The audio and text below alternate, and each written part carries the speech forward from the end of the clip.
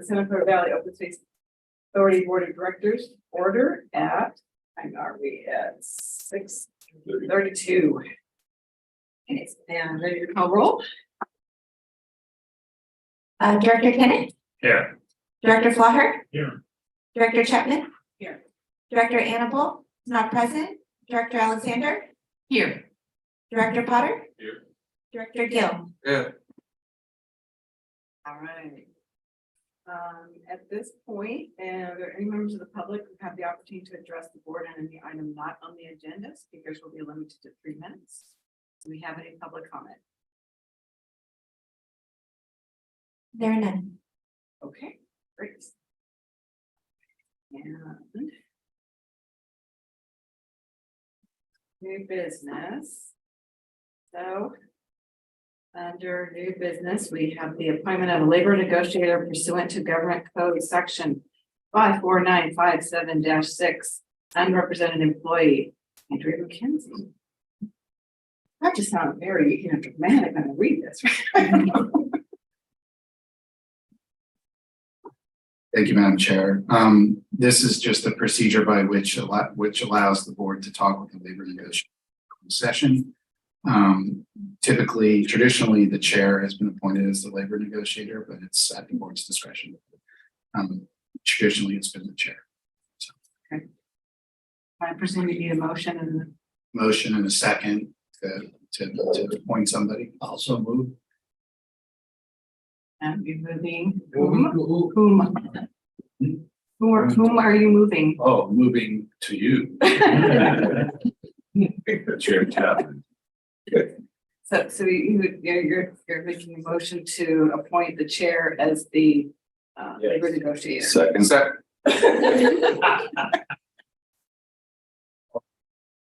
Right. You're very well coordinated. Okay. We get that? Sorry. Whenever you're ready.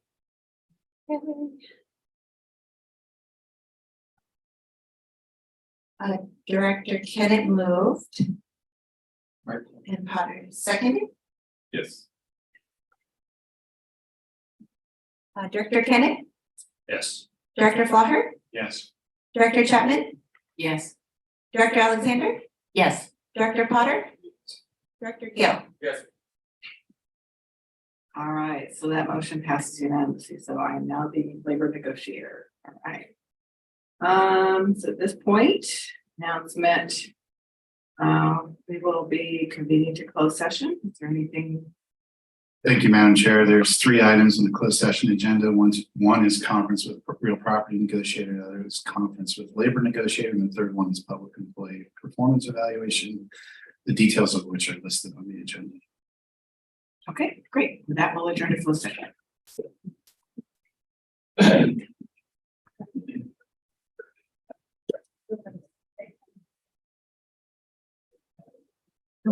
Okay. I move. No. Oh, really? Oh.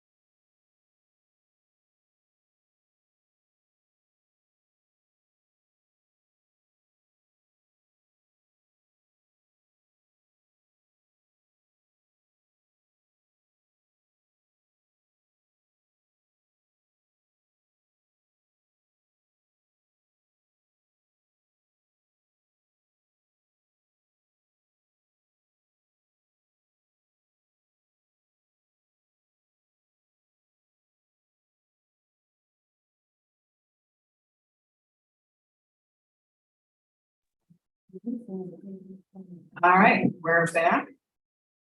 Yeah.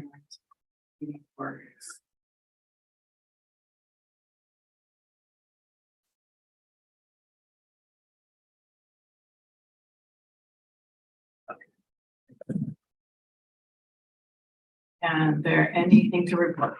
No reportable actions, Madam Chair. Thank you. All right, so now we are on to approval of the minutes. We have the minutes to approve from May 11, 2023. Move approval. Thank you. Second. Okay. Now we have a motion to approve the minutes from Director Potter and second by Director Alexander. Ready? Director Kenneth, Yes. Director Flaher, Yes. Director Chapman, Yes.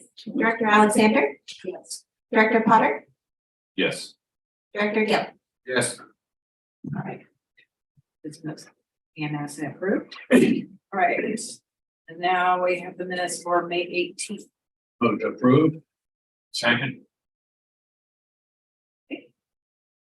I have a motion to approve the May 18th minutes from Director Kennett with a second by Director Flaher. Okay. Director Kenneth, Yes. Director Flaher, Yes. Director Chapman, Yes. Director Alexander, Yes. Director Potter, Yes. Director Gill. Yes. All right, and that is approved unanimously. Great. Right, now approval of the consent calendar. Anybody wishing to pull anything from the consent calendar? I'll move to approve as shown. I'll do second. And I was remiss. Is there any public comment on the consent calendar? There's none. Okay, all right. We have a motion and a second.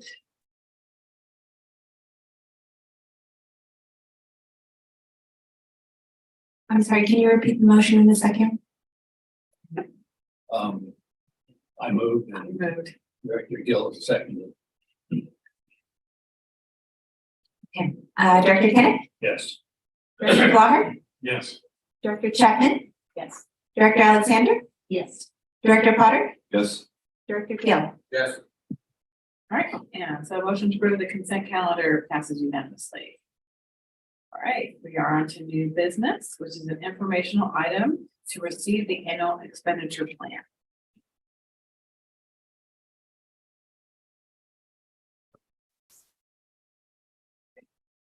Get away. Good evening, directors. As required by the Measure Q and Measure T expenditure plans, an independent oversight committee was appointed by the board to provide independent and transparent oversight and reporting of the parcel tax revenues, expenditures, and project status. The committee is responsible for reviewing those plan expenditures on an annual basis and also to review the annual financial audit and report and submit their recommendations and to the board. And tonight, we have the committee's chair, Andrew Wheeler. She will present the committee's oversight report for fiscal year ending fiscal year 2021 to 2022. With that, I'll hand it over. Thank you very much. Also with us tonight is Dave Burkhardt, who's the vice chair of the Expenditure Plan Oversight Committee. I'd like to, on behalf of the committee, thank Justina, Caroline, and Lee. They've been really, really supportive and helpful to the committee. And I'd also like to thank the Open Space Authority, who've been very receptive to recommendations and suggestions that the committee has made over the years. The Expenditure Plan Oversight Committee, over the years, in previous years, there was a lot of focus on the status report. The committee really looked at ways to make the status report clearer, more transparent for taxpayers who are putting their money into Measure Q and now Measure T. There used to be a lot of suggestions around the status report, and staff and the authority were very receptive to those suggestions. And over the years, a lot of changes were made. And now the status report, we find it to be excellent. A lot of great information, well presented, easy to read, and no suggestions or recommendations, I think, even for a few years. We also review the audit report, and we have I don't think we've had any real suggestions or issues with the audit report in a lot of years. We do transaction audits. We pick 12 transactions to review in detail. The purpose of the transaction audits is not to try to find problems.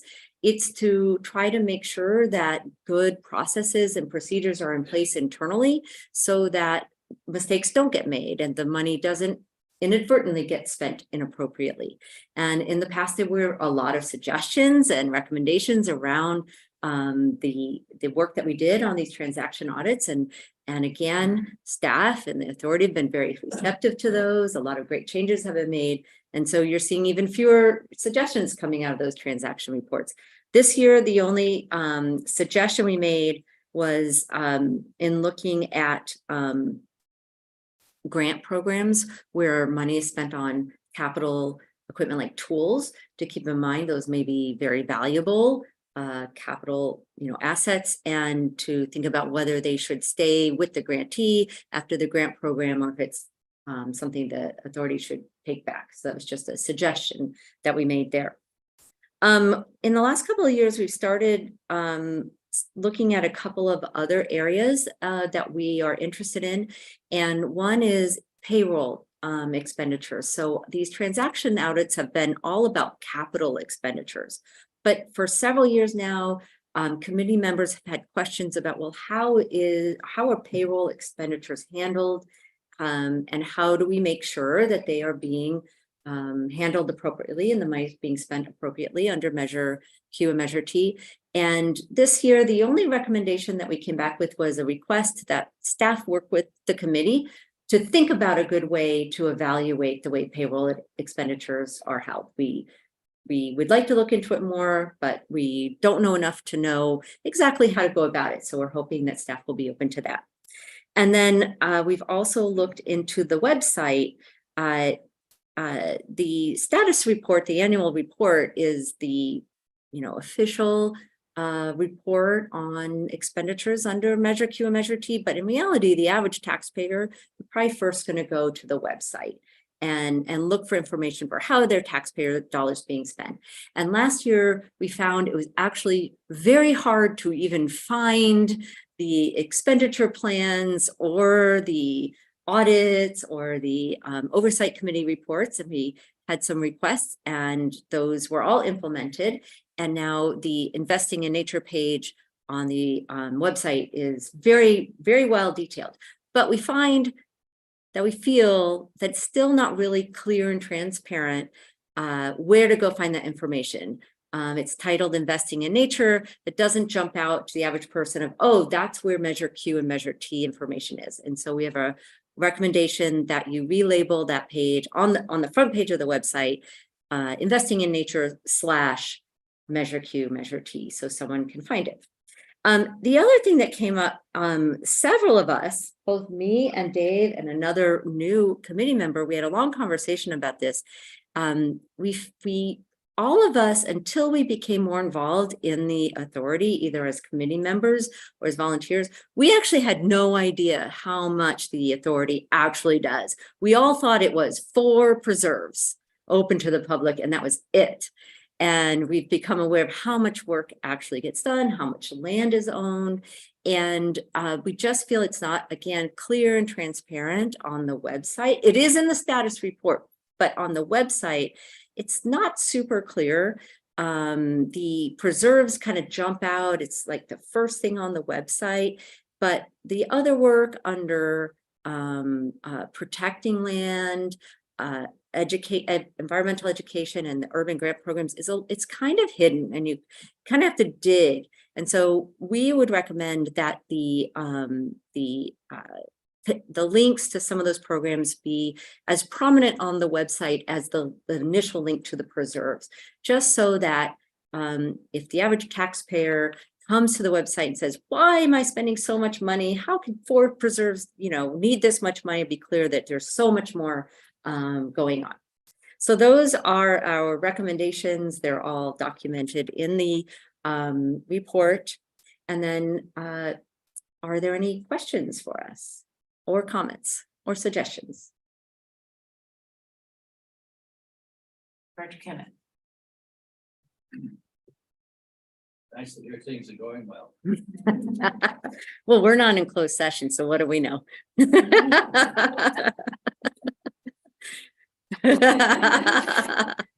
Your last point was really me, drove points home, because I hear that a lot.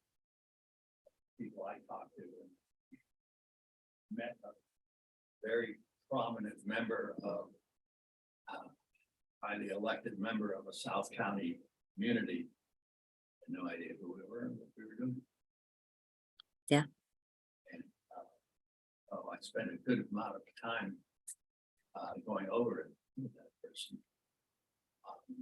So yeah, we could always do better. Yeah, I think spoiler alert, you're going to hear more from us on that next year because that's something that Dave and I both feel. Even at, I hike all the time. And if I didn't know that I was at a Santa Clara County Open Space Authority trailhead, I wouldn't know it. It's not really clear. So I think next year we're going to make a few suggestions around that too, because how does this come back to Measure Q and Measure T? Well, taxpayers want to know where their money is being spent. If they're like at a trail, that'd be good to know.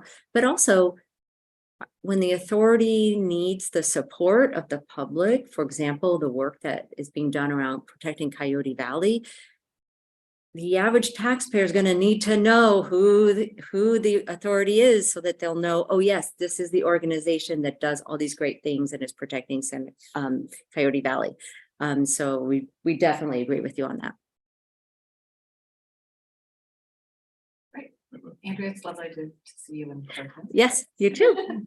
And Vicky in person and not just on Facebook. Yeah, but I mean, I think you raised some really good points, and I just want to share a short little story. I was talking to someone the other day about oversight committees, and I said, the one oversight committee that I know does its job very, very well is this oversight committee. And by example, what you're sharing and going in detail, you're doing what you're supposed to be doing. So having an oversight committee when we do pass a measure, I think is very important. And then to show that we're doing this work is very transparent and show that, we're taking this seriously, that again, we're using the tax dollars, we're using it wisely. And I think, thank you for the work that you're doing. I think you should be sharing what you're doing more, because I think you're providing a valuable service so that, other measures come forward, right? And we say, we want an oversight committee. It's not just a rubber stamp. You are actually going through, making suggestions, working with staff and implementing them. Yeah, and I just want to say I've been on the committee for 3 years. There have been people who've been on this committee for quite a few years, and several of them are now gone. And they really have, they forged the path, and they really worked hard in the early years to make sure that the committee was productive and functional. So I don't want to take credit for that. No, it's a great example. Yeah. Any of my other colleagues have any questions or I comments? just wanted to thank you again for doing such a great job, but I want to pull on the thread of one of the things that you mentioned.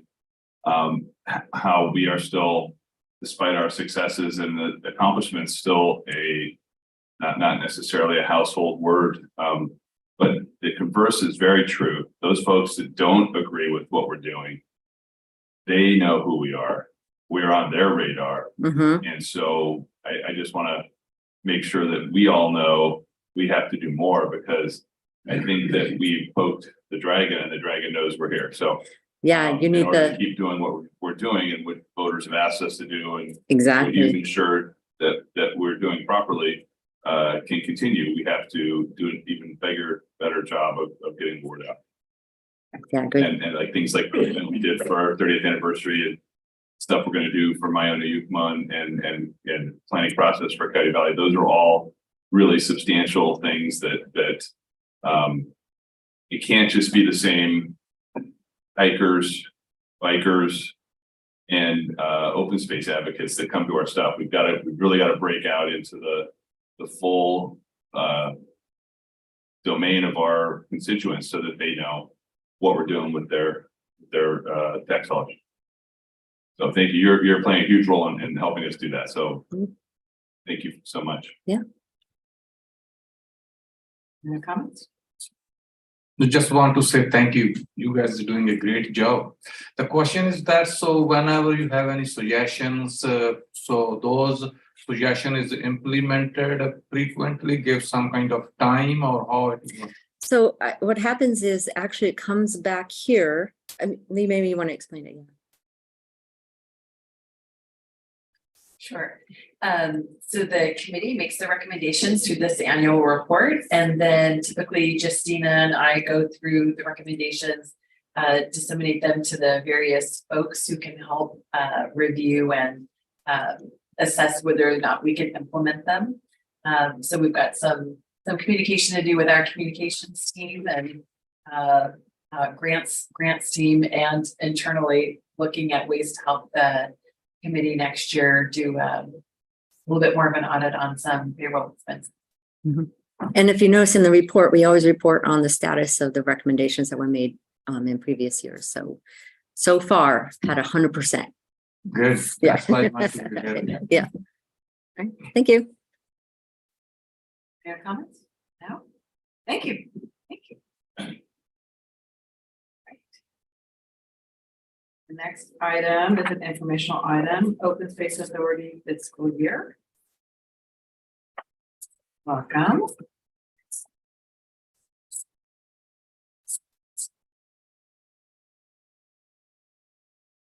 Okay, good evening again, directors. Tonight, we're reporting on the third quarter of fiscal year 22-23. As usual, the first section is the work plan status update. And by the end of the third quarter, which runs from January 1st to March 31st of this year, the authority completed 5 of the 36 declared project milestones, and most of the projects are currently in progress and on track. There are, however, about 8 projects that's been slightly delayed, primarily due to staff shifting resources, as well as departures. But overall, we had another great quarter. In January, we were impacted with some of the storms. We also celebrated our anniversary in February. We continued our construction at Mayan-O-Yakma, Coyote Ridge Open Space Preserve, which also included completing a new trail that was constructed by staff and the California Conservation Corps. We also completed a grazing improvement project at Mayan-O-Yakma. It was actually largely funded by grants, and so we've met all grant obligations, submitted our grant report, and closed that chapter.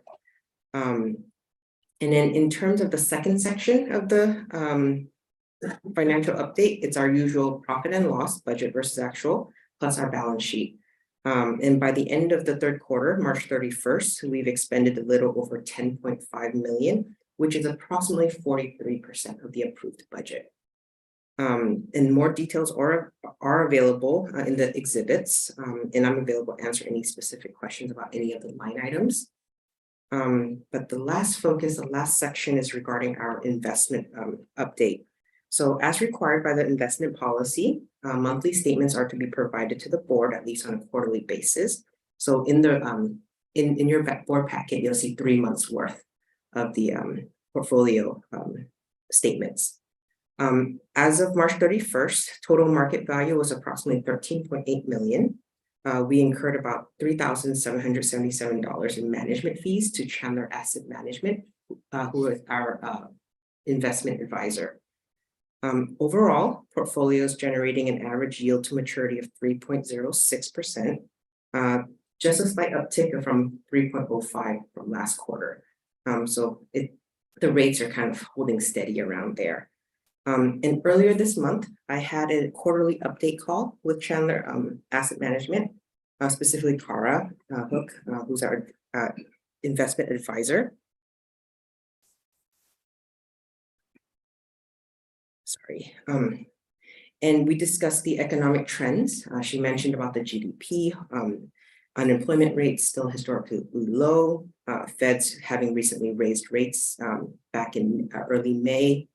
But the next topic that we talked about was primarily about the potential impacts on our portfolio, with 2 large conversations that were looming in most public investors' minds. One was the debt ceiling, and the other was the banking turmoil. So we kind of discussed about how that might affect us. And when this conversation took place in early May, Cara did mention that most economists view and think the debt ceiling discussions were mostly political, But even then, Chandler had reassured us that in our portfolio, any securities that we're holding, the treasury securities, none of them were maturing in June. And so we potentially are avoiding like no defaults. But for any reinvestments, they are also actively avoiding securities that are maturing between June and September of 2023. Just as a way to mitigate against any defaults or delayed payments or non-payments. And then as for the banking turmoil, she reviewed the portfolio with me. And again, any corporate bonds that we hold from the banking sector, they're mostly from large national banks, and they're well diversified. Right now, the kind of the dilemma with the banking is currently with the regional banks. She did make a mention that she's not aware whether it'll trickle down to credit unions, is not yet to be seen. But again, even then, we are currently not holding, nor does she anticipate procuring any corporate bonds from regional banks or credit unions. So again, our portfolio in terms of credit risk or any type of risk is mitigated in that way. And for that is my update for this for last quarter, but I'm here to take any questions that you might have. Any questions? No. Okay. This is more a subjective question, but how do you feel about, the trajectory going forward towards the end of the year? Do you feel like we're on track, or is there something to be worried about? In terms of the budget, we're pretty much on track, unless we have a major acquisition coming through, but that always is a good way to spend money. But in terms of all our capital improvement projects, we've got some bills on hand. We are anticipating some Mayano Yakima closing, some bills coming. There might be a potential of perhaps a bill coming in after the year fiscal year closes, but as the time progresses, I'll provide the board an update if there's any amendments to the budget in that sense. But other than that, everything else is trending well. That's good to hear. Yeah. Okay. Mhm. Any other questions? And is there any public comment? There's none. Okay, great. Thank you. Thank you. All right. Now we're on to committee meeting summary, Citizens Advisory Committee meeting. An update? I can handle that for you this evening, Madam Chair. The CAC met on Monday. That's Monday. Sorry, what day is today?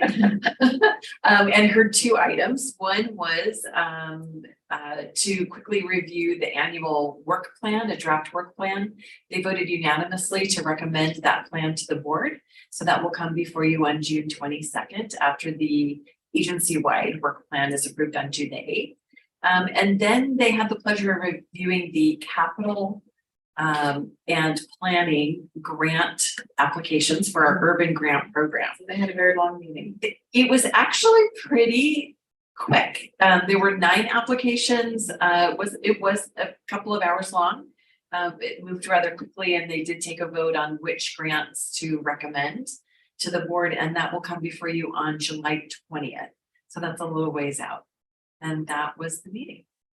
Great, thank you.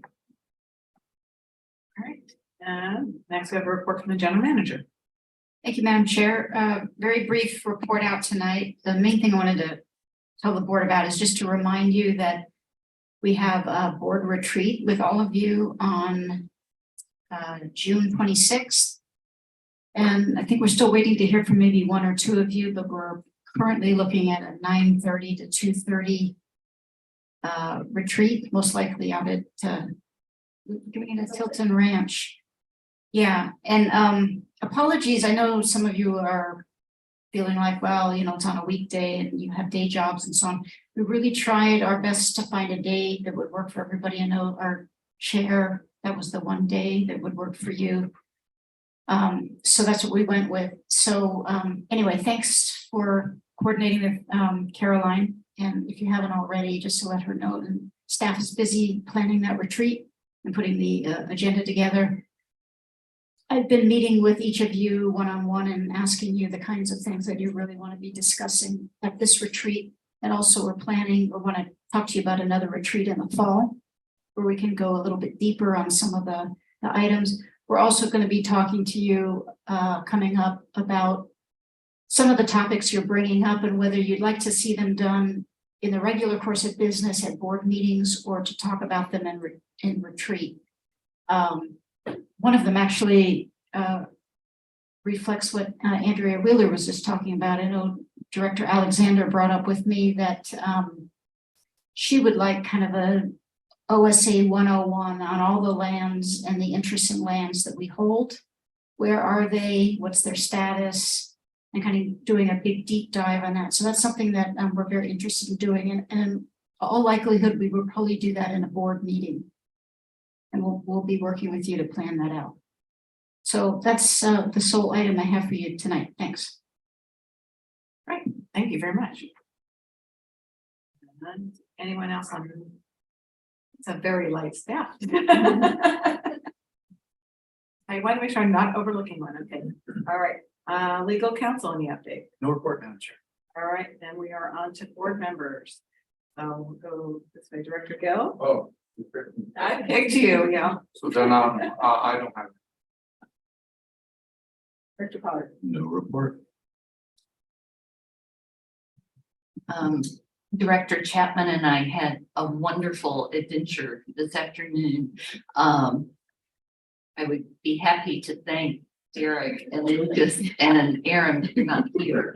But we got to do some of the deep dive and visit a number of the properties, and then did a driving tour on the way back, where at back on the other side of Coyote Valley. So we could see, they could point out how lands connected up.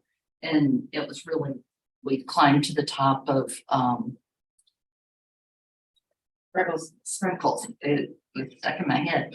And could look out. We went to the new staging area at Coyote Ridge, which is awesome. Walked up on the wonderful not paved pathway. And I hadn't realized what a great view. I had wondered what it would be like, but it's a perfect place. So it was a great day. I'm just gonna piggyback, yes. I think we got a little sun, which was great to get out, away from my desk and out into the open space. And then I think for me, it connected the land and, you know, what the county's doing, what the Nature Conservancy is doing, what Post is doing, what we're doing. So to your point, Andrea, I think there is a lot going on. And probably they're so busy trying to manage and keep up with everything that we're not good at tooting our own horn, right? And it really was amazing. And to have to thank the gentleman to have the time to be able to ask questions and dive into, you know, what are we thinking about agriculture and what's the future and what do we want to do with small farmers? I mean, we got good use of our time. I think we were all tired at the end of the day, but it was really well worth it to do that. So very appreciative to have the tour today. How long was Oh, 4 hours? Yeah. About 4 hours. Yeah. So as I said, we went to Miami-Wakma, we went to, did Tilton, we did Coyote Ranch, we did Coyote Preserve, we went behind Tilton, again, that was coming around Little Eunice and around Spreckles, we walked up Spreckles, yes, and then walked around the new compacted trail, that was very interesting, because it's not decomposed granite, it's not dirt, it's kind of like this other surfacing, so it's ADA accessible, which I think is going to be fabulous when we open up the preserve, that we're going to be able to have a very even kill. To me, it felt even a little bit of give, so it was very comfortable to walk on. So if somebody's got knee problems or something else, I think, so in terms of getting, you know, seniors are out there, I think it's going to be fabulous. So they really are taking into account the comments and putting it into work. And I think I said this to the guys, but I want you all to know too, you work so much faster than the city of San Jose. So we see the project come to light, really, we should be sharing and taking pictures. You know, we approved this, what, a year ago? Maybe? Yeah. And look, we're going to be opening it up and it's fabulous. Next month, well, July, Yeah. almost next month. Yeah. Oh, and Tulare Meadows. That's fun tomorrow. Yeah. And walk us some squishy land. The amount of water still out there too. That was amazing. Yeah. Directors, Director Kennedy, you close us out. Done. Oh. All right. Madam Well- Chair, could I just say one thing? You made me think, since you mentioned Tulare Meadows. Tulare Meadows, for those who don't know, is the portion of North Coyote Valley that was purchased with the city and OSA and Post. But that portion, Tulare Meadows, is owned by the city of San Jose and managed by the Open Space Authority. It's about 300 acres, big flat pasture. Well, when we signed the deal with the city, which included a conservation easement back in 2019, we inked a deal with the city that there would be a groundwater monitoring study done for the Tulare Meadows. Because the city of San Jose has, they have wells on, municipal wells on Tulare Meadows for the San Jose. So the deal was that we would each work together on a groundwater monitoring study so we could make sure in the future that the city's well operations didn't put the groundwater out of balance. So in order to do that, you'd have to monitor that. And so each party would put in $40,000. Today, we learned that the city of San Jose has found the $40,000. They're ready to work with us on that study. We got a note from the city manager's office today.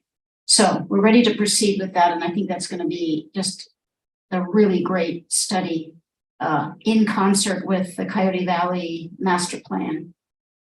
But looking at the management, the responsible management of the groundwater resource in Coyote Valley. That's great news. That's really good news.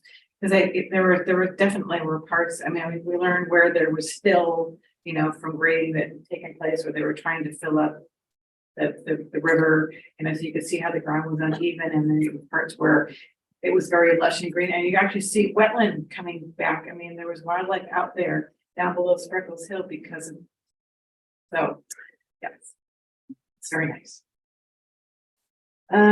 So with that, there's no other item for business. Meeting is adjourned. So